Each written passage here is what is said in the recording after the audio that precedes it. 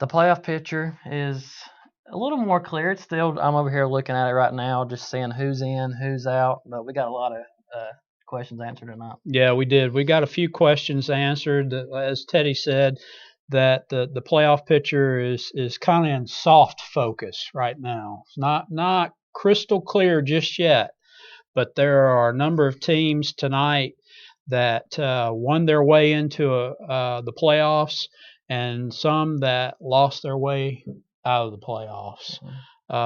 Just let's run down the scores quickly. I'm Kevin Taylor. This is Teddy Couch, and welcome to the Gadsden Times Football Review. Huntsville over Gadsden City 24-14. Etowah over Alexandria 34-10. Etowah will end up clinching their region championship. West End over Gadsden 46-28. Glencoe picks up its first win of the season with a 27-6 win over Weaver. Sardis 28-0 over Crossville. Boaz tops Southside 24-14. Westbrook over Woodland 45-14. And Woodville over Coosa Christian 71-56. And yes, you heard that right. 71-56. This is not a basketball score, it's a football score. Then Cherokee County falls to Hoax Bluff in double overtime on a failed 2-point conversion, 28-27. May Jemison over Albertville, 27-21. Piedmont over BB Comer, 54-14. Cedar Bluff over Eider, 40-6. And Collinsville shuts out Sandrock, 35-0. And like we said, the playoff picture now has come into soft focus. We've got some teams that have definitely clinched a spot. Others, they're still kind of up in the air with 1 week left in the region schedule for most teams. Unlike, Sardis, they're done. Their region schedule is over with. So right now, all they can do is hope for a little bit of help in terms of seeding. Sardis looks pretty good as far as the playoffs are concerned. Sardis has clinched. They will be the number 3 seed no matter what. So they should, they're in. But then, we've got another week left to play as far as region schedule is concerned. Right. We'll dive into 5A Region 6 since we have Etowah, Sardis, and Southside in that region. Yeah. Etowah won tonight 34-10 over Alexandria. I was at that game. Etowah drives down the field, misses a field goal.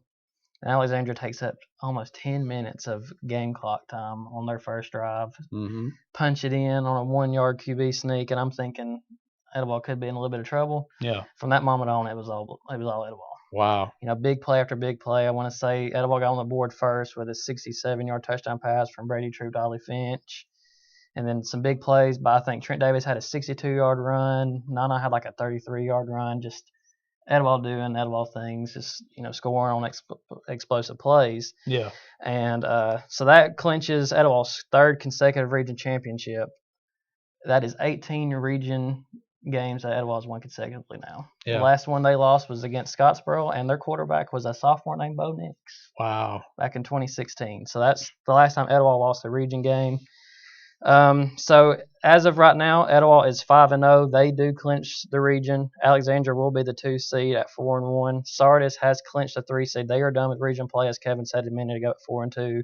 Boaz will be the 4 seed. They beat Southside tonight 24-14, and that does eliminate Southside from the playoffs. Yeah, and I was at the Southside Boaz game, and Boaz jumped out 10-0 on Southside, and I thought, oh my gosh, this game's pretty well been put to bed.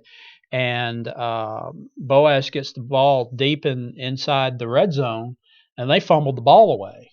And then the next thing you know, Southside, 2 plays later, they've scored a touchdown, and they're only down 10-7 going in at the half. And I'm thinking, oh my gosh, this game is wide open.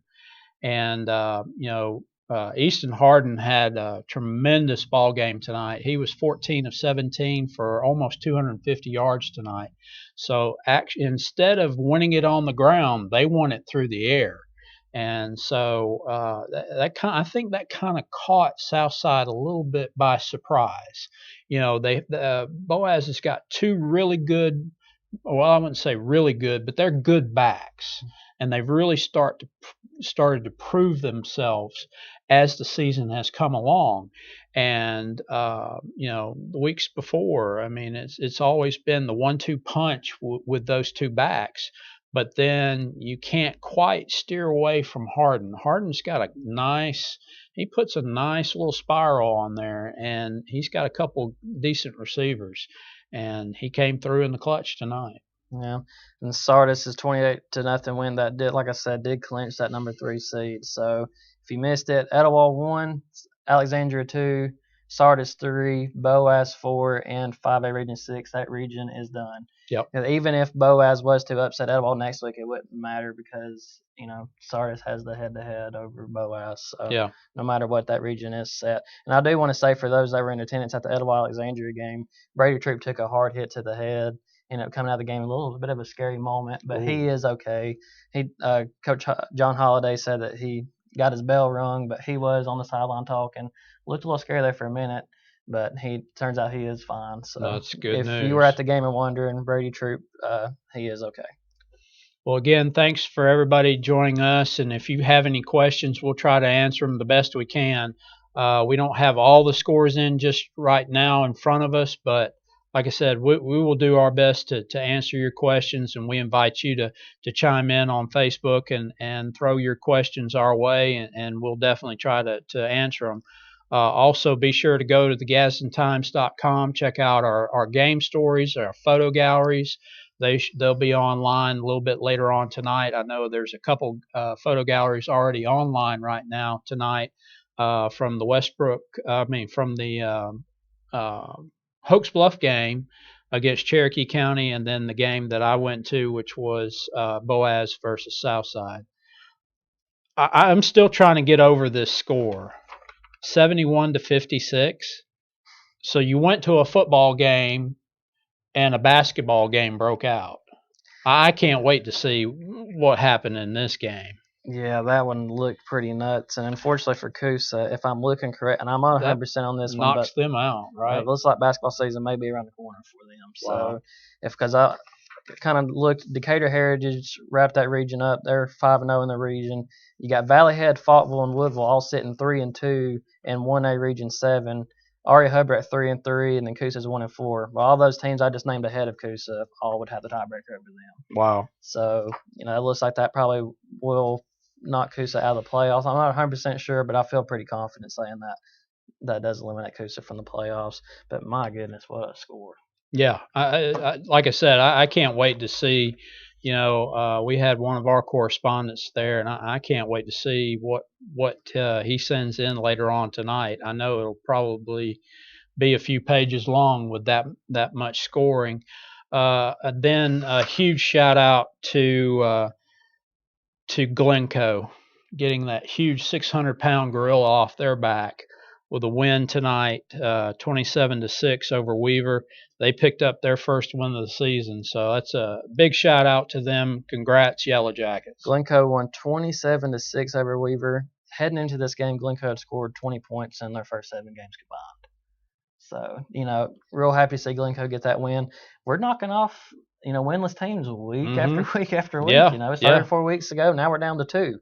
Those 2 being Gadsden City and Gadsden. So, both of those teams lost tonight. But I think before we get into that, we've got to talk about Hoax Bluff and Cherokee County. Yeah. I mean, that right there, that seals a playoff spot for Hoax Bluff. 28-27. Hoax Bluff stops Cherokee County going for 2 in double overtime to seal the win. So that's a huge win. That makes 4 consecutive playoff berths for Hoax Bluff.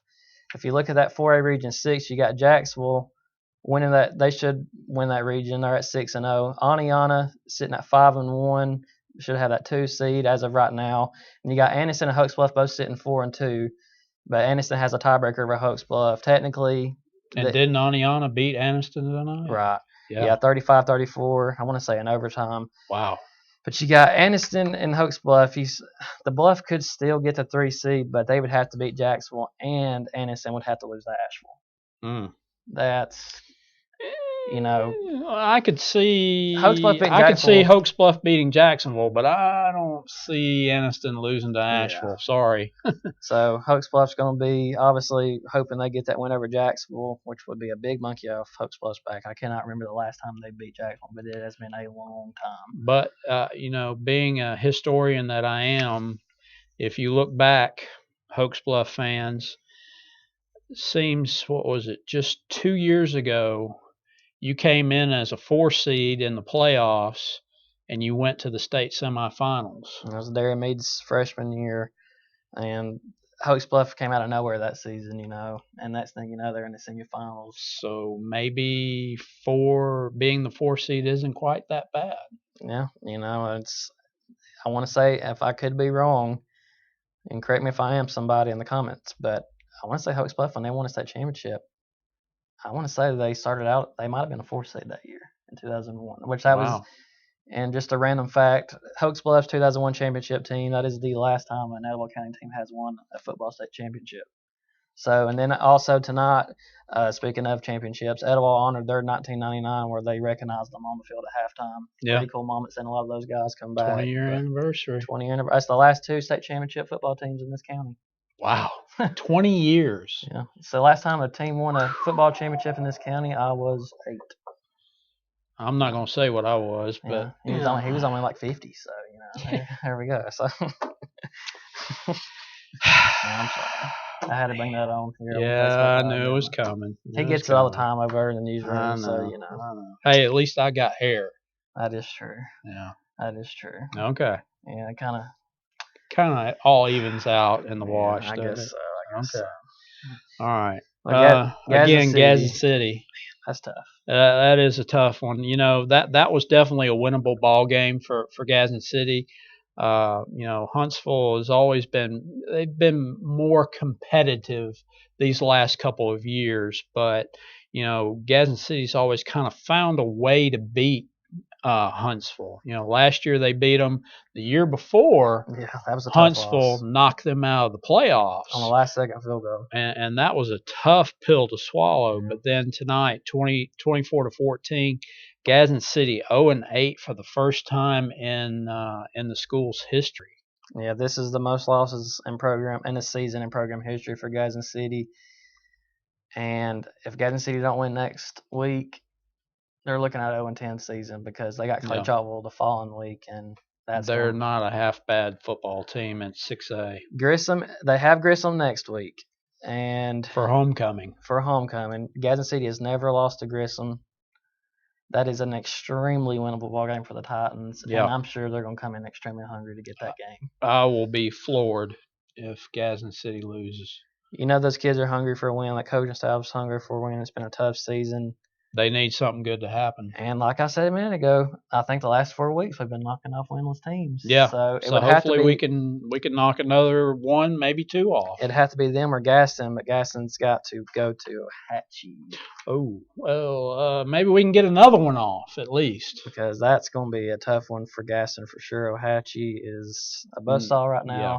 They're playing really good ball. Yep. Speaking of that region, West End beat Gadsden tonight 46-28. Neither one of them are really in contention for the playoffs. But if you look at that 2A Region 6, you have Ohatchee beat Ranburne tonight. I want to say that score was 20-7. Ohatchee is 5-0, number 1 seed in that region. Ranburne is number 2 at 5-1. And then you have Westbrook, who beat Woodland tonight 45-14. That clinches a playoff spot for the Warriors. That is their 3rd consecutive playoff berth, and that's the first time they've done that in a very long time. I'll have to go back and look. But that sets up them versus Cleveland, both sitting at 3-2. They play next week. The winner will be the 3 seed. The loser will be the 4 seed. So both of them are in, just kind of playing for position. Yeah, play for a position. And sometimes, just depending upon the bracket and how it lies, that 3 seed may be advantageous, and in some instances, maybe not so much. Mm-hmm. So, but you definitely don't want to throw a game just so that way you got a better draw. Right. However, that has happened in this state before, not just in football, but in other sports. And I'm sure the HSA wouldn't want to hear that, but everybody out there knows there's some truth to that statement. So you'd only have to look back and ask a few folks. Some of the other scores tonight, just looking at this, Sandrock falls to Collinsville 35-0. Collinsville, I think that pretty well secures the number 2 seed for them in that region. They're going to be number 2 behind Fife. And actually, to be quite honest, that region as a whole is pretty tough. It is. So with Collinsville coming in as a number 2 seed, they'll host in the first round. Fife hosting in the first round. Those two, who knows? They may see each other maybe in the quarters or semis at least. Katie, Aberville lost to May Jemison. What was the final on that one? May Jemison beat them 27-21. However, Albertville is still in the playoffs. They would be a 4 seed, and right now, if the playoffs started tomorrow morning, they would go to undefeated Muscle Shoals. Oof. And I believe Muscle Shoals is ranked number 2 in 6A. You want that chance, though. Yeah, you do. So I mean, that's all you can ask for is to have a chance to play that extra exactly week. it. That's all you can ask for. Piedmont again, a big win over BB Comer, 54-14. Cedar Bluff, 40-6 over Eider. If I'm not mistaken, that Cedar Bluff that clinches a playoff spot for them. I think they'll come in. I think number 3 seed. I think maybe 4. I'll have to see because I want to say North Sand Mountain may have something to say about that. There again, that I'm still kind of in awe of that Hooks Bluff Cherokee County game. That's a whale of a win for Hooks Bluff. That's huge. That's been a special rivalry for a while now on all sports. We talked about that last week when we were kind of looking ahead to this week. Mm-hmm. Hooks Bluff Center has been a big rivalry. I asked a lot of those Hooks Bluff kids over the past few years now, who do you consider your biggest rival? They'll immediately say Cherokee Absolutely. County. And I saw some Cherokee County players at Sandrock a few weeks ago, and I asked them, who are some of your big rivals? Hooks Bluff was one they named off.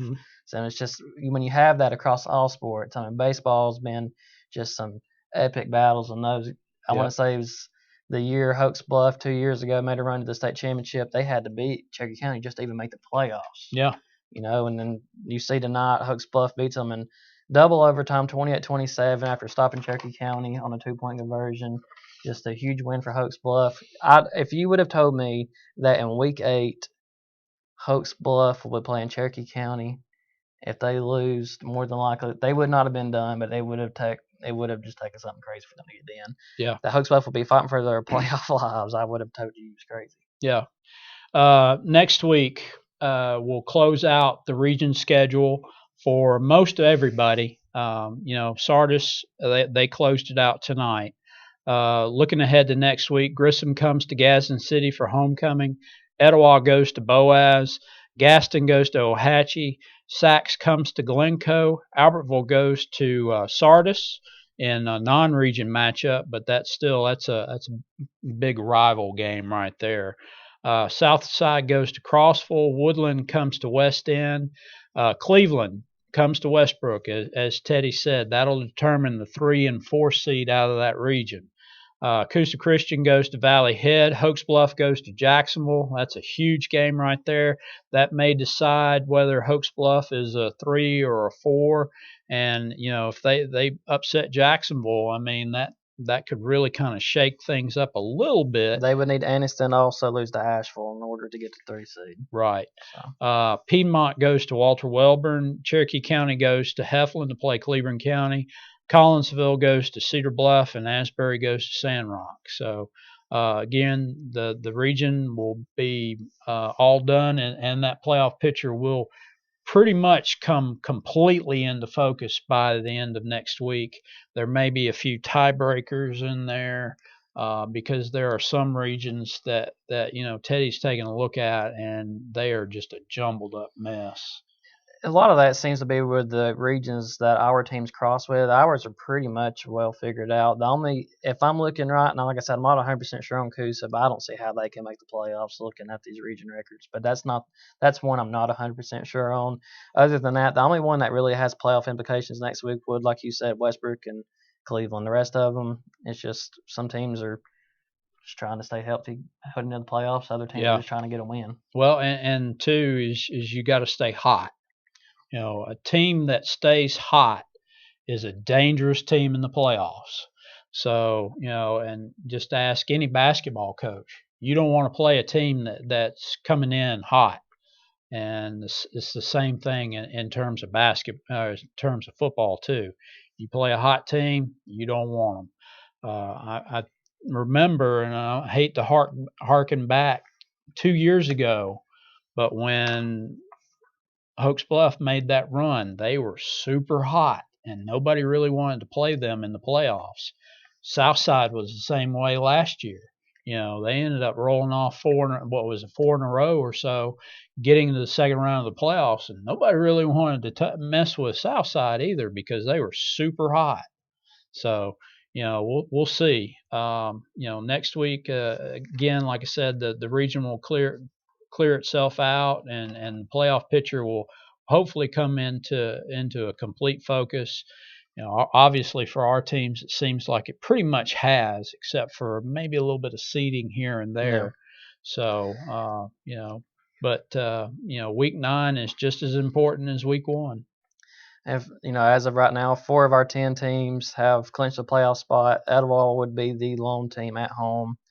Etowah beating Alexandria tonight 34-10 to win the 5A Region 6 championship. Hoax Bluff would be on the road in the first round of the playoffs, as would Sardis and Westbrook Christian. That's probably the fewest that we've had head into the playoffs in a few years, is it not? Off the top of my head, I think we had 5 last year, but I could be wrong on that. Yeah. But it's definitely been an extremely down year. I've asked a lot of people that, have you seen Etowah County football this down? And everybody's like, no, this is, it's been a rough year in the county for sure. Yeah, I wish somebody would explain to me what has happened, because I mean it just coming in starting the season, I really had high hopes for a number of teams, and oh boy, they've kind of mailed it in. Yeah, I mean it's been a tough one. It's gonna be interesting to see what happens. You got Glencoe and West End playing 2 weeks, so one of them will definitely get one more win. Gadsden's got a tough way to end the season. They got, like I said, Adohatchee next week, and then they got Cedar Bluff to end the season. That is a tough way to end their schedule. And like we said, Gadsden City's got a chance to get a win next week against Grissom. After that, they have Clay Chalkville. They really need to get a win next week. And West End, 2 wins now. Yeah, and then I also want to, give a shout out to Gadsden. They have 28 points. 28 points, and wow. They had not scored since their opener against Sandrock. They scored 6 points in that game, and then just have not scored since. So 28 points tonight, big for them. Maybe they can build off that and have a little bit of, end the season on a positive note. Yeah. But it's been a tough year for a lot of teams. But we still got some teams that could make some noise in the playoffs. Etowah, looking at them, I mean, they're so strong. Their offense is so explosive. Yeah. They're a bit hobbled. But the good thing for Etowah is after they get through with Boaz next week, win or lose, they know they're hosting first round of playoffs, and they have that week to rest up because they're off to last week of the regular season. So we got teams that can make some runs. Hoax Bluff, they've been to at least the quarterfinals every year for the past 3, semifinals 3 years ago. Sardis, they played some good ball this year in Westbrook. I'm kind of curious to see what they do in the playoffs. Depending on their draw, they can make a little run. And I see here Clay Chalkville beat Oxford 26-21. So that's Oxford, Oxford was one of the, I think, 24 teams left in the state that were undefeated, and they now get knocked from the ranks of the undefeated with a loss tonight. Just looking at some of the other games here, Briarwood Christian over Ramsey 21-20. That's a big win for Briarwood, and really kind of shakes that region up a good bit. Clay Central over Sylacauga 28-0. That region matches up with the Etowah region, and that region in itself is a jumbled up mess right now. Yes, it is. And it may not be decided until after week 10. If it ended today, Etowah would play Sylacauga. If I looked at it pretty quick before I came in here, but you got Center Point, Clay Central, Sylacauga, and Mortimer Jordan, and 3 of those 4 teams only have 1 region loss, and Sylacauga's got 2. But then you got Center Point and Clay Central playing each other next week. It's just all over the place. That is a heck of a region and a super tough cross for Etowah and Sardis. Yeah. Staying in 5A, I saw that Arab fell to Madison County in their homecoming game, and then you've got Scottsboro that beat Madison Academy 21-12. So, who wins that region right now? I couldn't tell you. Is it Madison County? Is it Scottsboro? Gunnersville's probably a player in that. In terms of who ends up in the playoffs out of that region, I couldn't tell you right now. It's everybody's beating everybody right now, and I want to say that Arab's got Madison Academy next week. So I mean, things could get really crazy really fast just out of that region. Just some other games that I'm looking here just quickly.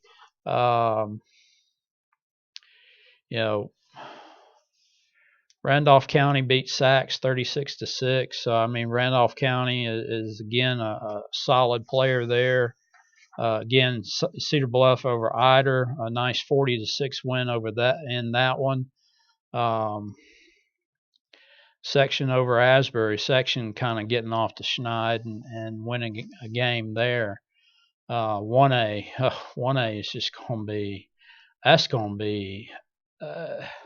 Mars Hill Bible probably is going to come out of the north, but then you've got teams like Lynette, you've got Maplesville, you've got Brantley, you've got all those teams in the south just chomping at the bit that are going to be battling it out in the south region.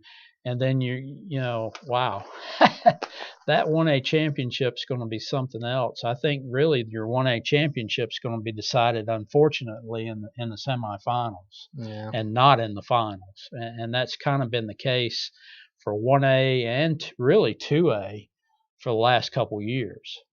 Yeah, you was talking about Randolph County a second ago. That 3A Region 6. You got Piedmont at 6-0 with a 1 seed. Randolph County at 5-1, as well as Walter Wellborn. But Randolph County holds the tiebreaker over Walter Wellborn. Yeah. Then you got Pleasant Valley at 3-3. You got Sacs at 2-4, and BB Comer at 2-4. I'm not really sure who's all played who between those 3 schools, so that 4 seed's still up in the air. Yeah. But it looks like 1 through 3 is pretty much well set in 3A Region 6. And what a shocker, Piedmont on top. So. Yeah. And I've heard people say that Piedmont's not as good. Yeah, not as good as past Piedmont teams. And here they are sitting undefeated at 8-0 and 6-0 in their region. So and number 1 in the state. That's just Piedmont for you. Piedmont does what Piedmont does, just kind of like Fife does what Fife does, So you just can't argue with that. Well, folks, like I said, the playoff picture is kind of in soft focus. Next week, hopefully, we'll be able to tell you where our teams will be headed if the other side of that playoff bracket comes into focus as well. Some exciting games next week, some big games next week. So be sure to join us. We're going to be back on Facebook Live probably about 10:30, 10:45, hopefully. And we'll review all the games and give you as many scores and hopefully some playoff scenarios as well. Again, go to thegadsdentimes.com, check out our stories, our videos, our photo galleries. And like I said, week 8 is in the books. Week 9 we'll be knocking on the door here very shortly. Playoffs right around the corner. That's right. Folks, our time is up. We thank you for yours. Have a good night.